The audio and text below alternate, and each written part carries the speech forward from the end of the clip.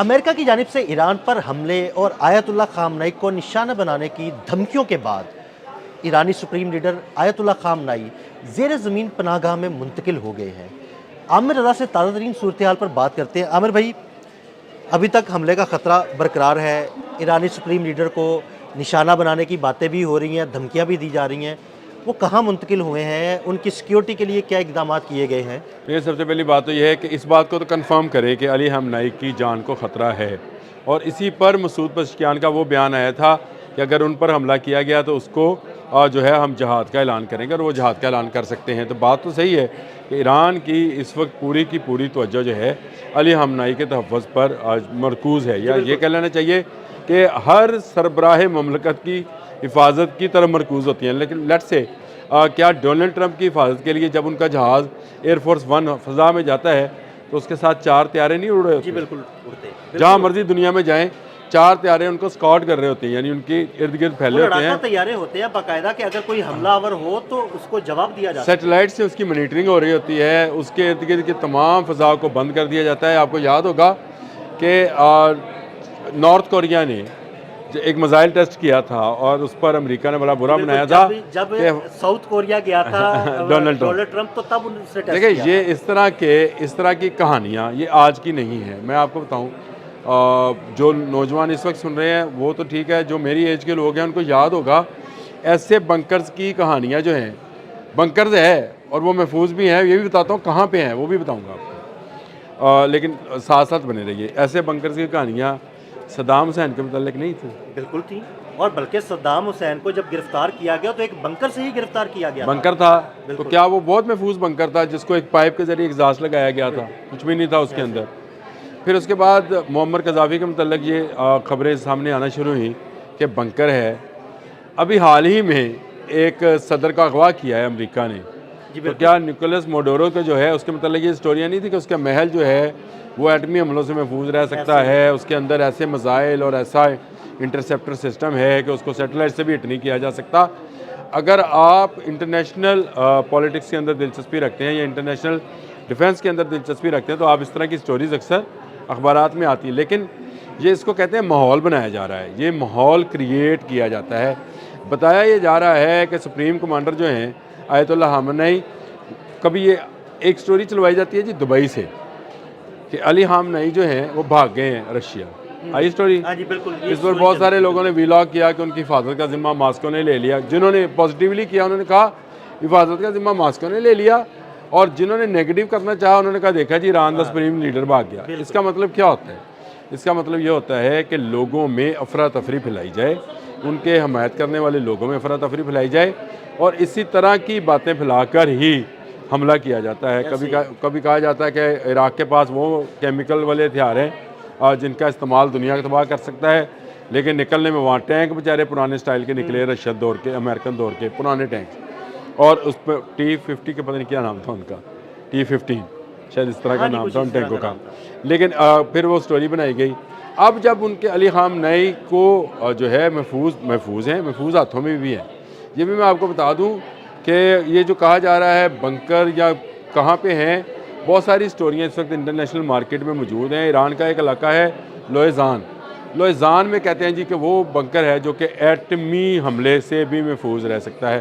तो मैं आपको एक बात बताऊँ, अभी जो जून में जंग हुई 2025 में, तो B-52 से बमबारी की थी, तो आपने क्या उखाड़ लिया, ये लफ्ज़ मैं बोल रहा हूँ, लेकिन अमेरिकन क्या उखाड़ लिया आपने ईरान के एटमी जो तनसीबात थी उनका।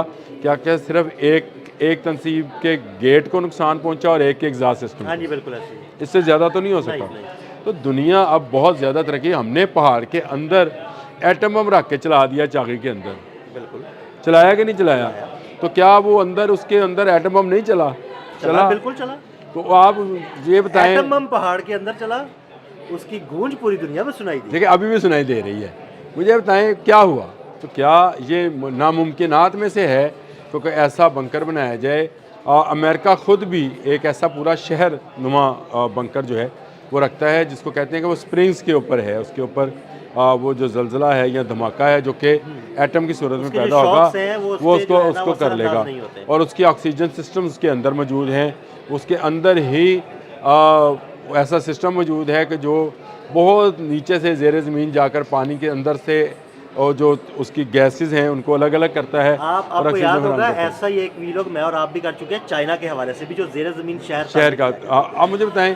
तो ये कोई ऐसी बड़ी बात नहीं है, लेकिन हाँ, अली हामनाई इस वक्त कीमती तरीन इंसान है। वो वाहिद शख्स है जो एक ऐलान अल जहाद कहेगा तो उसके बाद हर ईरानी के ऊपर, चाहे वो अंदरून ईरान है या बैरून ईरान है, बैरून मुल्क बैठा है, उस पर जहाद फ़र्ज़ हो जाना है। बिल्कुल ऐसे तो ये वो मामला है जिसको लेकर ये इस तरह की अफवाहें जो हैं फैलाई जाती हैं, वो बिल्कुल महफूज हैं और एटमी हमलों में भी महफूज रहेंगे। ये भी मैं आपको बता दूँ, दुनिया के हर मुल्क ने बाशमूल पाकिस्तान अपने अहम लोगों के लिए ऐसे एटमी बंकर तैयार कर रखे हैं।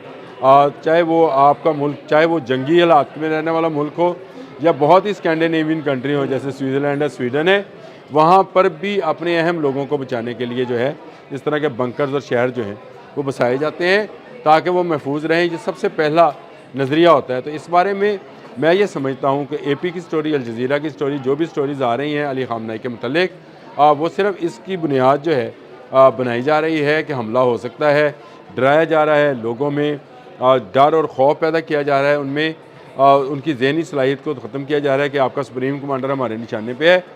ईरान के लोगों को ये पता होना चाहिए कि उनका सुप्रीम कमांडर ना सिर्फ महफूज है, बल्कि वो जिस वक्त चाहेगा तमाम कौम से ख़िताब भी करेगा और फिर अगर जहाद का ऐलान करेगा तो वही करेगा।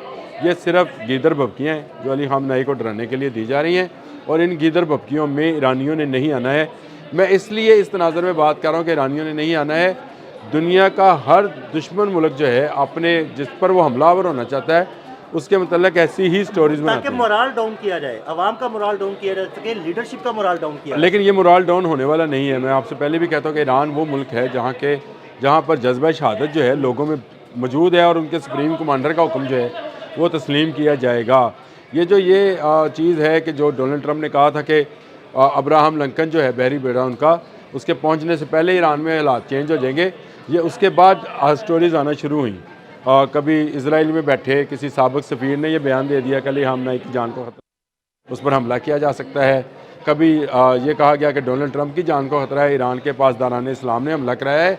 ये सिर्फ एक माहौल बनाने की बात होती है जिसके अंदर आप जंग छेड़ने की कोई ना कोई वजह तलाश करते हैं, और ये वजह जो है अमेरिका इस वक्त तराश रहा है, उसकी नोक पलक संवार रहा है ताकि ईरान पर हमला किया जाए। लेकिन ईरानियों के लिए मेरा यह पैगाम है कि अली खामनाई महफूज हाथों में हैं और महफूज जगह पर हैं, ईरान से कहीं गए नहीं हैं। ये जो मास्को वाली स्टोरी चलाई गई थी और अब ज़ेर ज़मीन बंकर वाली स्टोरी चलाई गई है, ये स्टोरी सिर्फ इसलिए चलाई जाती हैं ताकि मोराल को नीचे किया जाए।